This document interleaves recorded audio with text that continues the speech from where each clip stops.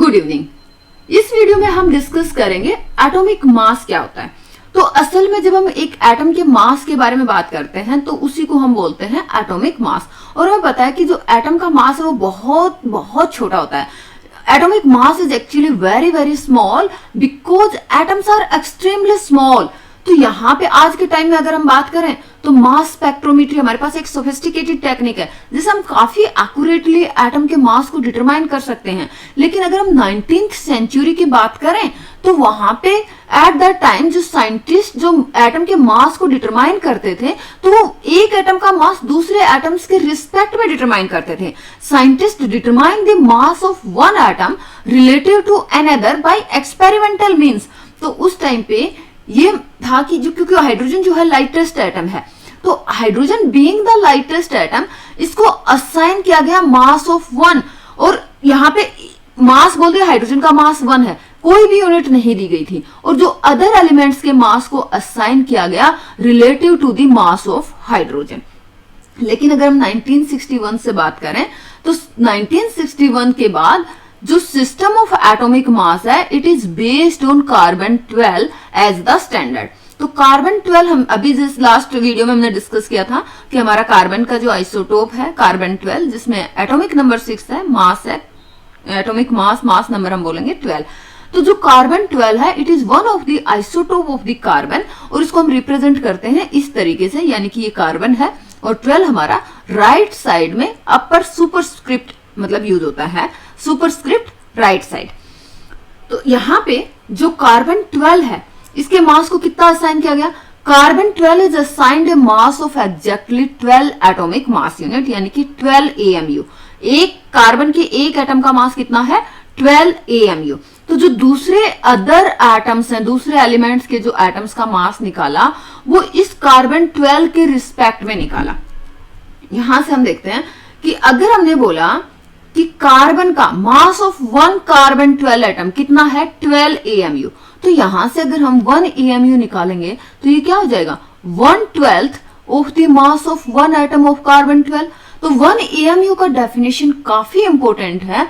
What is one atomic mass unit, जिसको हम atomic mass unit को ही हम बोलते हैं EMU। तो one atomic mass unit is defined as a mass exactly equal to 1/12 of the mass of one atom of carbon 12। और अभी हमने देखा कि mass of one atom of carbon 12 कितना दिया, कितना असाइन किया 12 AMU। और 1/12 into 12 AMU, 12 से 12 कैंसिल, क्या आ जाएगा 1 AMU। और 1 AMU की वैल्यू कितनी आती है 1.66056 into 10 raised to power -24 ग्राम।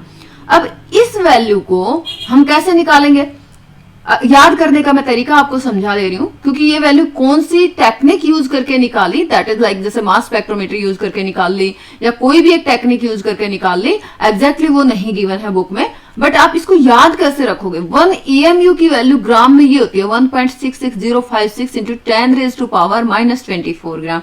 इसको हम याद कैसे रखेंगे यहां से समझेंगे। ये देखिए आज के टाइम में हमें क्या पता है कि जो कार्बन के अंदर कार्बन 12 के अंदर number of atoms Avogadro number of atoms होते हैं 6.023 into 10 raised to power 23 atoms और इनका मास होता है 12 ग्राम। तो वन एटम का अगर हम मास निकालेंगे तो क्या हो जाएगा 12 upon this Avogadro number value. और यहां से 1 AMU की वैल्यू निकालेंगे तो 1 AMU क्या होता है 1/12 of the mass of one atom of carbon 12। तो ये हमने लिखा 1/12 और मास of one atom of carbon 12 का क्या है 12 upon 6.023 into 10 raised to power 23। 12 से 12 कैंसिल, हमारी ये वैल्यू आ गई। अब इसको हम सोल्व करेंगे तो क्या आएगा 1.66056 into 10 raised to power -24 ग्राम। ये किसके इक्वल आ गया 1 AMU के इक्वल आ गया। 1 AMU is equal to 1.66056 into 10 raised to power -24 gram. अब यहां से अगर हम हाइड्रोजन एटम है, हाइड्रोजन के एक एटम के मास की बात करेंगे, मास of one atom of hydrogen तो कितना है 1.6736 into 10 raised to power -24 ग्राम। ठीक है। मास of one atom of hydrogen कितना है 1.6736 इंटू 10⁻⁻24 ग्राम। अगर हम इसको EMU में कन्वर्ट करेंगे तो कर सकते हैं, क्योंकि अभी अभी हमने देखा कि इतना gram is equal to 1 EMU और हमारे पास ये इतने ग्राम गिवन है। तो इसको हम कैसे कैलकुलेट करेंगे, इसको हम इस तरीके से कैलकुलेट करेंगे। यहां पे देखिए अभी हमने क्या देखा कि 1.66056 इंटू 10⁻⁻24 ग्राम हमारा इक्वल है 1 EMU के।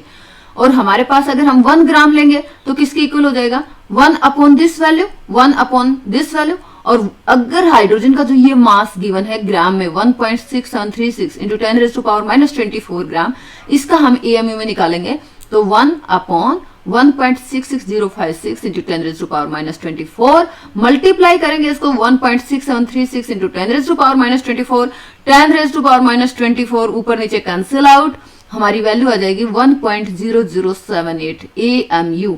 तो हाइड्रोजन के एक एटम का मास कितना आ गया 1.0078 AMU। सेम वे में, क्योंकि जब हमें पता है कि इतना ग्राम 1 AMU के इक्वल है। अब अगर मैं बोल दूं ऑक्सीजन 16 ग्राम, मतलब अगर मैं ये कहूं कि ऑक्सीजन के एक एटम का मास कितना होगा, तो क्या आप निकाल सकते हैं। यहां पे देखिए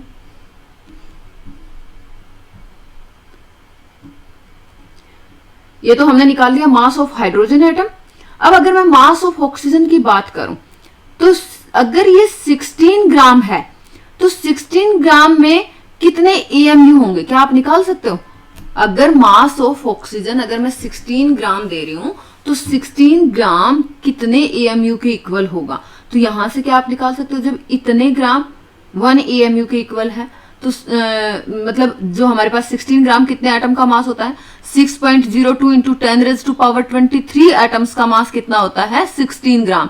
तो 1 एटम का मास हम निकालेंगे तो 1 एटम का जो मास आएगा और उसके बाद वो हमारा ग्राम में आएगा और इतने ग्राम हमारे इतने AMU के इक्वल है। तो ऑक्सीजन का एक एटम जो है उसका मास AMU में कितना आएगा ये आप कैलकुलेट करना।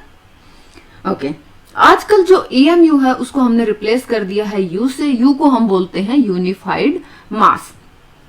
तो जब हम एलिमेंट्स का एटॉमिक मास ड्यूरिंग कैलकुलेशन जब हम न्यूमेरिकल्स यूज करते हैं तो जो हम एलिमेंट्स का एटॉमिक मास यूज करते हैं तो वहां पे हम लेते हैं एवरेज एटॉमिक मास। जैसे अभी मैंने डिस्कस किया था कि जो कार्बन के आइसोटोप्स हैं, कुछ कार्बन के एटम ऐसे हैं जिनका मास 12 है, कुछ ऐसे हैं जो कार्बन 13 से बिलोंग करते हैं, कुछ कार्बन 14 से बिलोंग करते हैं। तो हम उसका एटॉमिक मास कौन सा लेंगे, तो वो जो हम मास लेते हैं that is average atomic mass. और ये हम डिस्कस करेंगे नेक्स्ट वीडियो में। Thank you.